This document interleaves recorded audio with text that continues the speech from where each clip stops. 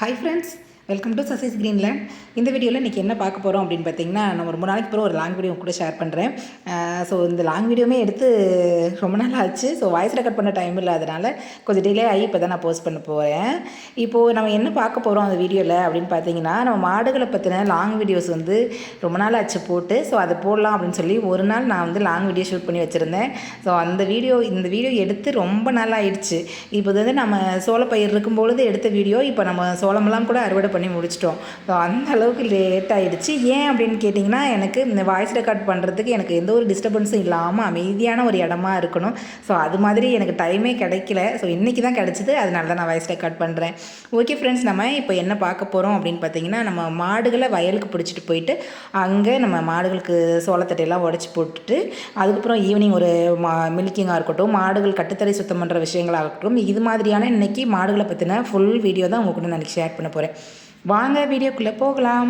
வெயில் காலத்தில் மாடுகளை பராமரிக்கிறது விஷயங்கள் ஒரு சில சிரமங்களை கொடுத்தாலுமே, மழை காலத்தில் மாடுகளை பராமரிக்கிறது ஃபுல் அண்ட் ஃபுல் சிரமமாகவே இருக்கும். ஸோ அதனால தான் வந்து அப்பயே பழமொழி சொல்லுவாங்க, அடமழைக்கு ஆடு மாடுகள் உதவாது, பஞ்சத்துக்கு புள்ளக்குட்டிகள் உதவாது அப்படின்னு சொல்லி. நிச்சயமாக அந்த பழமொழிகள் 100க்கு 100 உண்மைதான் அப்படின்னு தான் சொல்லணும். ஏன்னு கேட்டிங்கன்னா, மழை காலங்களில் அவ்வளோ சிரமமாக இருக்கும். கொட்டாய்க்குள்ளேயே நம்ம வச்சுட்டு இருக்க முடியாது மாடுகளை. ஸோ அங்கேயே கட்டுத்தறியிலே வச்சுருந்தோம் அப்படின்னா ரொம்ப நசன்னு இருக்கும். தீனி கூட போட முடியாது. மாடுகள் சாணம் அப்புறம் யூரின் எல்லாமே ஒரே இடத்துலையே அப்படியே போட்டு இருக்கிற இடத்த நாஸ்தி பண்ணி வச்சிரும். ஸோ அதனாலேயே நம்ம என்ன தான் மழை பெஞ்சாலுமே கொஞ்சம் நேரம் காட்டு பக்கம் மாடுகளை ஓட்டிகிட்டு போயிட்டோம் அப்படின்னா கட்டுத்தரை நல்லா காஞ்சிருக்கும். நைட்டுக்கு மாடுகளை கட்டுறதுக்கு நல்லாயிருக்கும் அப்படின்ற மாதிரி நம்ம வந்து இப்போ மாடுகளை பிடிச்சிட்டு வந்து நம்ம வயலில் தான் கட்டியிருக்கோம். எங்கேயும் போயிட்டு நம்ம அவுத்து விட்டு மேய்க்கிற மாதிரியான இப்போ சுச்சுவேஷன் இல்லை. நம்ம வீட்டை சுற்றிலுமே வந்து எல்லாமே வந்து பயிர்களாக தரிசு நிலம் எதுவுமே இல்லை. அப்படிங்கிற பட்சத்தில் நம்ம நீல கயிறு விட்டும் கட்ட முடியாது. மாடுகளை ஃப்ரீயாக விட்டு மேய்க்கிற அளவுக்கும் இட வசதி இல்லை. அதனால் இப்போது நம்ம மாடுகளை தலைக்கயிறு மட்டுமே கட்டிட்டு நம்ம சோளத்தட்டுகளை வந்து நம்ம வெட்டி போடலாம் அப்படின்ற மாதிரி ஒரு பிளான் இருக்குது. நம்ம முன்னாடிலாம் என்ன செய்வோம் அப்படின்னா, மாடுகளுக்கு இது மாதிரி வைக்கோல் புல் இந்த மாதிரியான தீனிகள் பற்றாக்குறை ஏற்படும் பொழுது நம்ம இது மாதிரி சோளம் வந்து பயிர் வச்சுருந்தோம் அப்படின்னா, சோள கருது வந்து மடல் பழுத்துருச்சு, மடல் காஞ்சு நல்ல முத்தின ஸ்டேஜுக்கு வந்துருச்சு அப்படின்னா மேலே உள்ள அந்த பச்சை தட்டுக்களை நம்ம உடச்சி மாட்டுக்கு போட்டுருவோம். இதே மாதிரி 1 ஏக்கர் 2 ஏக்கர்னு ஃபுல்லாகவே நம்ம வந்து உடச்சிட்டு மாடுகளுக்கு போட்டுட்டு மீதம் இருக்கிற அந்த கருது நல்லா காஞ்சு சுருண்டு வந்துடும். சீக்கிரம் அறுவடையுமே பண்ணிடுவோம். ஆனால் இப்போது என்ன பண்ணுது அப்படின்னு பார்த்தீங்கன்னா, நான் ஒரு நாள் தான் வந்து இந்த சோளத்தட்டுக்களை மாட்டுக்கு ஒடிச்சு போட்ட அடுத்த நிமிஷமே என்ன ஆயிடுச்சு அப்படின்னு பார்த்தீங்கன்னா, ஃபுல்லாக பச்சை கிளிகள் வந்து சாப்பிட ஆரம்பிச்சிருச்சு. ஸோ அதையுமே நான் வந்து வீடியோ தான் போட்டிருந்தேன், உங்க கூட ஷேர் பண்ணியிருந்தேன். அதையும் நீங்கள் பார்த்துருப்பீங்க. ஒரு கருதில் எந்த அளவுக்கு வந்து பச்சை கிளிகள் வந்து தின்றுருக்கு அப்படின்னு சொல்லிட்டு. ஸோ இன்றைக்கி நம்ம இந்த சோளத்தட்டுகளை ஒழிக்கும் பொழுது எனக்கு அந்த நினைப்பே இல்லை. ஸோ இது வரைக்கும் நமக்கு அந்த மாதிரி பச்சை கிளிகளை வந்து அட்டகாசம் பண்ணினதில்லை.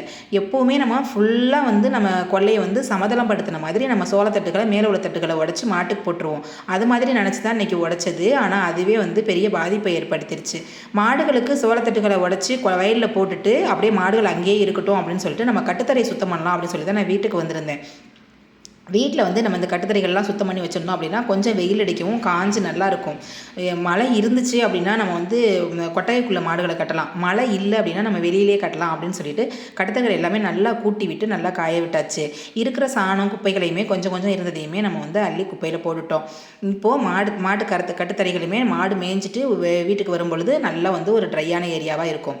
ஸோ ட்ரையாக இருக்கும் பொழுது மாடுகளுக்கு இந்த மழை காலங்களில் இருக்கக்கூடிய அந்த தொற்று நோய்கள்லாம் வராது. மடி நோயாக இருக்கட்டும், கசப்பு மாட்டு குழம்புல வந்து புண்ணு வர்ற விஷயங்களாகட்டும், இது மாதிரிலாம் எதுவுமே வராது. நிறைய பிரச்சனைகள் மாட்டு நோய்க்காக நிறைய பிரச்சனைகளை வந்து நம்ம சமாளிக்க வேண்டியதாக இருக்குது. அதுவும் இந்த மழை காலத்தில் எந்த அளவுக்கு மாடுகளை சுத்தமாக வச்சுக்கிறோம், மாடு கட்டுத்தரையை சுத்தமாக வச்சுக்கிறோம் அப்படிங்கிறத பொறுத்து தான் நம்ம மாடுகளோட ஆரோக்கியமும் இருக்குது.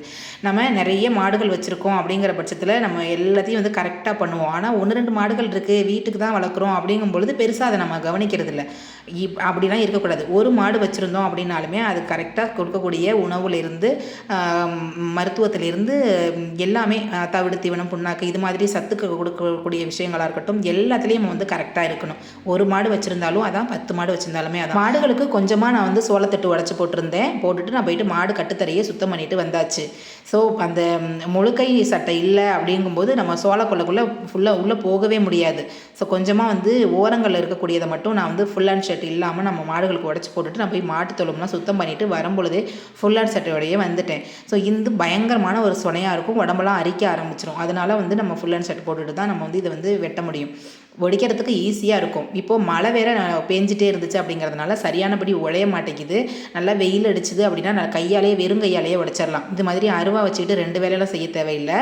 ஆனாலும் இப்போ உடைக்க முடியல அப்படிங்கிற பட்சத்தில் நான் வந்து அருவா வச்சு வெட்டினேன். சீக்கிரமாகவே உடைச்சிடலாம். நிறைய வந்து மாடுகள் நல்லா விரும்பி வந்து சாப்பிடும். நிறையவும் கொஞ்ச நேரத்துலேயே நிறைய சோளத்தட்டுகளையும் நம்ம வந்து உடைச்சிடலாம். மாடுகளுக்கு வரக்கூடிய நோயில் முதல் நம்ம சந்திக்கக்கூடியது என்ன அப்படின்னு பார்த்திங்கன்னா அந்த கால்சியம் பற்றாக்குறை. கால்சியம் பற்றாக்குறையால் எனக்கு தெரிஞ்சு நிறைய பேருக்கு மாட்டுக்கு அது மாதிரி கால்சியம் பிரச்சனை வந்திருக்கு. நானும் ஒவ்வொரு வீடியோலையும் சொல்கிறேன், மாடு கால்சியம் பற்றாக்குறை வந்துச்சு அப்படின்னா சுண்ணாம்பு நீர் கையில் வச்சுக்கோங்க. சுண்ணாம்பு வந்து நம்ம ஒரு 5 லிட்டர் தண்ணியில் ஒரு 100 கிராம் அந்த கல் சுண்ணாம்பை நம்ம ஊற வச்சு அதை அப்படியே நல்லா கலக்கி ஊற வச்சுருக்கணும். அது தெளிஞ்சு காலையில் ஊற வைக்கணும் அப்படின்னா சாயங்காலம் போல் நம்ம அந்த தெளிஞ்ச தண்ணியை எடுத்து ஒரு 100 ml ஒரு நாளைக்கு 3 வேளை 300 ml ஒரு மாட்டுக்கு கொடுத்தோம் அப்படின்னா கால்சியம் பற்றாக்குறை இருக்காது. ஸோ இது நிறைய பேர் நான் ஷேர் பண்ணிட்டேன். நிறைய வந்து நம்ம ஃப்ரெண்ட்ஸ் சர்க்கிளுக்கும் நான் அப்பப்போ சொல்லிகிட்டு இருக்கேன். நம்ம சிந்து இருக்கும் பொழுது அப்படி தான் ஒரு டைம் நம்ம கால்சியம் பற்றாக்குறை வந்து படுத்த மாடு எழுந்திரிக்கவே இல்லை. ஸோ அவளுக்கு நான் அது மாதிரி தான் பண்ணேன். சூப்பராக வந்து கியூர் ஆகி வந்துச்சு. அது நான் கண்கூட பார்த்த விஷயம். இதுக்கு முன்னாடி நான் வந்து ஒரு கருப்பு கலர் மாடு நம்மக்கிட்ட இருந்துச்சு. அந்த மாடு வந்து இறந்து போயிடுச்சு. கால்சியம் பற்றாக்குறையால் படுத்தது செனையாக இருந்து படுத்து அப்படியே கண்ணுக்குட்டியும் செத்து மாடு செத்து பெரிய ஒரு இழப்பை சந்தித்தேன் நான். அதிலேருந்து நான் நல்ல ஒரு பாடமாக கற்றுக்கிட்ட விஷயம், நான் மாடுகளுக்கு சுண்ணாம்பு சத்து கொடுக்கணும். சுண்ணாம்பு நீர் கொடுக்கணும் அப்படிங்கிறத நான் கற்றுக்கிட்டேன். நல்லா கண்கூட பார்த்து தெரிஞ்சு நான் இதில் தான் க்யூர் ஆணுச்சு அப்படிங்கிற மாதிரி. நிறைய வைத்திய செலவுலாம் பண்ணி அந்த கருப்பு மாடை என்னால் காப்பாற்ற முடியல. ஆனால் சிந்துக்கு டாக்டர் உதவியே இல்லாமல் நான் அந்த கால்சியம் கொடுத்தே வந்து, அதாவது இந்த சுண்ணாம்பு நீர் கொடுத்து நான் அந்த கால்சியம் பற்றாக்குறையை சரி பண்ணிட்டேன். சூப்பராக சிந்துவையும் ரெக்கவர் பண்ணி நான் கொண்டுட்டு வந்தேன். அதனால தான் நான் அடிக்கடி எல்லாத்தையுமே சொல்கிறது, நம்ம இது மாதிரி பால் கறந்து எடுத்துகிட்டே இருக்கோம் இல்லையா, அதனால் மாட்டு உடம்புல வந்து கால்சியம் குறைஞ்சிட்டே வரும். எந்த அளவுக்கு கால்சியம் குறையுதோ அந்தளவுக்கு நம்ம தீவனங்களில் இருக்கட்டும், இந்த மாதிரி சுண்ணாம்பு நீர் கொடுக்குறதுலையா இருக்கட்டும், தாதுப்புக்கள் கொடுக்குறதுலையா இருக்கட்டும், இதில் வந்து நம்ம வந்து சரி பண்ணிக்கிட்டே வரணும். நம்ம பால் மட்டும்தான் கறப்பேன், மாட்டுக்கு எதுவுமே கொடுக்க மாட்டேன் அப்படின்னு இருந்தோம் அப்படின்னா நிச்சயமாக வந்து அந்த மாட்டை வந்து உங்களால் காப்பாற்ற முடியாது அப்படின்னு தான் சொல்லணும். ரெண்டாவது, இந்த மாதிரி இந்த குழம்பு நோய், அப்புறம் அந்த கசப்பு வரும் இல்லையா, அது வந்து தடுப்பூசி போடுறது மூலமாக நம்ம வந்து அதை கட்டுப்படுத்தலாம். அப்புறம் ஈக்கடி இல்லாமல் மாடுகளை, கொசுக்கடி இல்லாமல் மாடுகளை வச்சுக்கணும். ஸோ அதுக்கு என்ன பண்ணுறது அப்படின்னா, நம்ம வந்து கொட்டகையில் வந்து ஃபேன் போட்டுக்கிட்டோம் அப்படின்னா நைட் டைமில் நம்ம வந்து இது மாதிரி கொசுக்கடி இல்லாமல் மாடுகளை வந்து காப்பாற்றலாம். ஸோ இது மாதிரி மழைக்காலங்களில் நிறைய வந்து நம்ம முன்னாடியே வந்து நம்ம எல்லாத்தையுமே வந்து செஞ்சு வச்சுக்கிட்டோம் அப்படின்னா மாடுகளை வந்து ஒரு நோய் தொற்றாமல் நம்ம வந்து பாதுகாத்துக்க முடியும். நான் வந்து இப்போது நம்ம சிந்து பார்வதி எல்லாமே கொடுத்ததுக்கப்புறம் சிந்துவோட பிள்ளை பார்வதியோட பிள்ளை 2 பேரும் இருக்காங்க. பார்வதியோட மூத்த பிள்ளையுமே இருக்குது, கிடேரியும் இருக்குது, இந்த லக்ஷ்மி இருக்கிறா. இப்போ இந்த 4 மாடுகள் மட்டும்தான் நம்மகிட்ட இருக்குது. இதுலேயுமே லக்ஷ்மி மட்டும்தான் இப்போ நமக்கு பால் கறந்துக்கிட்டு இருக்குது. அதுவும் ஒரு வேளை தான் கறக்குறோம். இது இப்போ தான் நம்ம வீட்டில் இருக்கக்கூடிய மாடுகளோட நிலவரம் இதுதான். மழைக்காலங்களில் நீங்கள் எப்படிலாம் இருக்கணும் அப்படிங்கிறதையுமே நான் அந்த வீடியோவில் உங்களுக்கு ஷேர் பண்ணியிருக்கேன். ஸோ நிச்சயமாக நீங்கள் மாடு வச்சுருக்கீங்க அப்படின்னா கண்டிப்பாக நான் சொன்னது எல்லாமே ஃபாலோ பண்ணுங்கள். ஒரு நோய் தொற்று இல்லாமல் நம்ம வந்து மாடுகளை வளர்த்துடலாம். இது மாதிரி நம்ம கட்டுத்தரைக்கு வந்து நம்ம கொண்டு வந்தாச்சு. சாயங்காலம் கொண்டு வந்துட்டு லக்ஷ்மி வந்து பால் கறந்து முடிச்சுட்டு அதுக்கப்புறம் ஈவினிங் நம்ம வைக்கோல் வைக்கலாம். புல் இருந்துச்சு அப்படின்னா புல் கொடுத்துடலாம், இல்லைனா வைக்கோல் வைக்கலாம்.